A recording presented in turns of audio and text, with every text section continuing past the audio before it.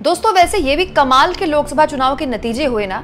मोदी जी ने नेहरू जी की बराबरी की पीएम पद की शपथ लेते हुए तीसरी बार, लेकिन चर्चा कभी नायडू जी की हो रही है, कभी नीतीश कुमार की हो रही है। और इस बीच नीतीश कुमार एक बार फिर सबको चौंका सकते हैं। नहीं, वो एक बार फिर से पलटी नहीं मार रहे, मतलब गठबंधन नहीं बदल रहे, लेकिन हाँ अपनी राजनीतिक विचारधारा में जरूर पलटी मारते दिखाई दे रहे हैं। दोस्तों नीतीश कुमार के स्वास्थ्य को लेकर पिछले काफी दिनों से बहुत सी खबरें हैं। तेजस्वी यादव तो बिहार में लगातार कहते हैं कि हम अपने चाचा के स्वास्थ्य को लेकर बड़े चिंतित हैं, लेकिन बड़ा सवाल ये है दोस्तों कि क्या नीतीश कुमार उम्र और अनुभव के इस पड़ाव में वो करने जा रहे हैं जिसके खिलाफ लगातार वो रहे हैं। दोस्तों नीतीश कुमार देश के उन पॉलिटिशियंस में से रहे, उन नेताओं में से रहे हैं जिन्होंने अपने दम पर अपनी पार्टी खड़ी की और या तो दूसरी सबसे बड़ी पार्टी या तीसरी सबसे बड़ी पार्टी बनकर भी गठबंधन बदलते रहे, लेकिन मुख्यमंत्री हमेशा बने।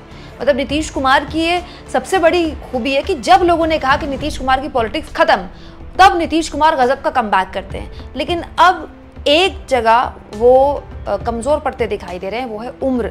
नीतीश कुमार जिस उम्र में पहुंच गए हैं और बिहार में राजनीति जिस तरह से करवट बदल रही है, उनकी पार्टी के अंदर से एक आवाज़ें उठने लगी हैं। वो आवाज़ जो नीतीश कुमार की पॉलिटिक्स से बिल्कुल अलग है।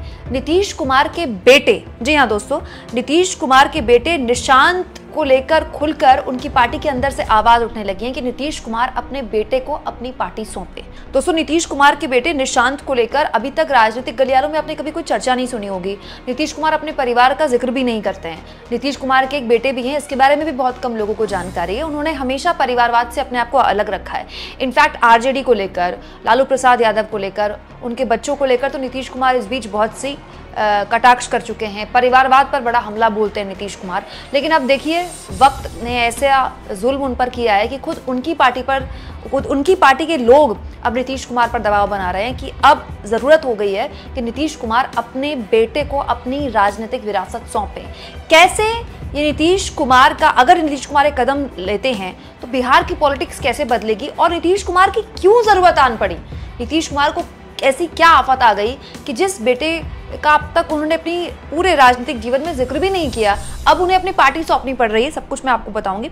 दोस्तों सबसे पहले पार्टी के जेडीयू के राज्य महासचिव राणा रणधीर सिंह चौहान ने फेसबुक पे अपील की कि नीतीश कुमार अपने बेटे निशांत को राजनीतिक उत्तराधिकारी अपनी विरासत सौंपे, अपनी राजनीतिक विरासत सौंपे। उसके बाद राज्य उपभोक्ता संरक्षण आयोग के अध्यक्ष विद्यानंद विकाल ने भी एक फेसबुक पोस्ट लिख दी जिसमें उन्होंने कहा नीतीश कुमार से कि अपने बेटे को अपनी विरासत सौंपें और पार्टी में शामिल कराएं। 29 तारीख को, इसी महीने की 29 तारीख को जेडीयू की राष्ट्रीय कार्यकारिणी की बैठक है दिल्ली में। हो सकता है कि यहाँ वो अपने नीतीश कुमार के आगे मजबूरी हो जाए अपने बेटे को राजनीतिक विरासत सौंपने की। आप कहेंगे कुमकुम नीतीश कुमार तो अभी भी बढ़िया राजनीति कर रहे हैं और बिहार में अगले साल अगर विधानसभा चुनाव होते हैं तो जाहिर तौर पर वो चाहेंगे कि वही सीएम के पद पर बने रहें और कम से कम अपने गठबंधन के सीएम उम्मीदवार हों। लेकिन बहुत सी ऐसी चीज़ें हैं दोस्तों जो नीतीश कुमार को अब तेज़ करनी पड़ रही हैं। नीतीश कुमार भी ये बात समझ रहे हैं कि अब उनके पास अपनी पार्टी बचाने का एकमात्र यही उपाय है। दोस्तों हमारे देश में, या आप भारतीय उपमहाद्वीप की अगर हम बात कर लें, तो हमारे देश में जो पार्टियाँ चलती है ना, वो बहुत हद तक एक तरह से परिवारवाद पार्टियों का एक हिस्सा है। हमारे समाज में ही परिवारवाद है। आप देखिए ना, अगर किसी के पिता की परचून की दुकान है तो बेटा ही परचून की दुकान या ग्रोसरी की दुकान संभालेगा ना। किसी के माता पिता डॉक्टर होते हैं तो बाय डिफॉल्ट बच्चे का बचपन से इस तरह की अपब्रिंगिंग होती है कि वो डॉक्टर बनता है। किसी के पिता आईएएस पीसीएस है तो बच्चों को बचपन से उसी तरह से अपब्रिंगिंग कराई जाती है कि तुम्हें भी पेपर देना है। अगर किसी के पिता आर्मी में है तो बच्चा चाहता है कि वो भी आर्मी में जाए। तो ये एक हमारे यहाँ चलन समाज में रहा है, इसलिए राजनीति में भी रहा है। मोदी जी भले ही परिवारवाद को लेकर तमाम तरह की बातें करें, लेकिन उनकी पार्टी में भी बहुत परिवारवाद है। और हमारे देश में दोस्तों इसकी एक बहुत लंबी लिस्ट है, मैं आपके सामने रखती हूँ। दोस्तों मायावती हो या ममता बनर्जी, दोनों ही अपने भतीजों का आगे बढ़ा रहे हैं। कांग्रेस देखिए एक बार फिर से रिवाइव कर गई क्योंकि राहुल गांधी और प्रियंका गांधी ने एक तरह से कमान संभाल ली कांग्रेस की। इसके अलावा डीएमके के एमके स्टालिन ने पार्टी संभाली तो पार्टी बढ़िया कर गई। हेमंत सोरेन भले ही जेल में हो लेकिन पार्टी का चेहरा अब भी वही है। समाजवादी पार्टी में अखिलेश यादव ने अपना बेस्ट परफॉर्म किया है अपने का लीडरशिप में। इसके अलावा बीजू जनता दल के नवीन पटनायक अपनी पार्टी को अपने पिता के बाद संभाल रहे हैं। आरजेडी से तेजस्वी यादव पार्टी को संभाल चुके हैं। शिवसेना भले ही टूट गई हो लेकिन चुनाव के बाद लोगों ने उद्धव ठाकरे पर ही भरोसा किया, उन्हीं को असली शिवसेना माना, क्योंकि लोग भी मानते हैं कि पिता की पार्टी बेटा ही संभालता है। इसके अलावा दोस्तों कश्मीर में अगर आप दो राजनीतिक परिवारों को देखें, चाहे अब्दुल्ला परिवार हो या मुफ्ती परिवार हो, दोनों परिवारों से चलने वाली पार्टियां हैं। पंजाब में बादल परिवार देख लीजिए, कैप्टन परिवार देख लीजिए, हरियाणा में चौटाला परिवार देख लीजिए, हुड्डा परिवार देख लीजिए, बंसीलाल का परिवार देख लीजिए, भजन लाल का परिवार देख लीजिए, Telugu Desam party, YSRCP, BRS, ये सारी पार्टियां एक तरह से वंशवाद या परिवारवाद की वजह से या तो बची रही या अपने होने का लगातार एहसास कराती रही। और जिन पार्टियों ने ये नहीं किया वो पार्टियां खत्म हो गई। जैसे आप देखिए बंगाल में लेफ्ट पार्टी का एक दौर में जलवा हुआ करता था, मतलब बंगाल में कुछ सोच भी नहीं सकता था लेफ्ट पार्टीज के अलावा किसी की सत्ता आ सकती है। लेकिन जैसे गई सत्ता, ममता बनर्जी का जिस तरह से उभार हुआ, तृणमूल कांग्रेस का जिस तरह से तृणमूल कांग्रेस सत्ता में आई बंगाल में, अब पूरी तरह से लेफ्ट पार्टी खत्म हो चुकी है बंगाल में।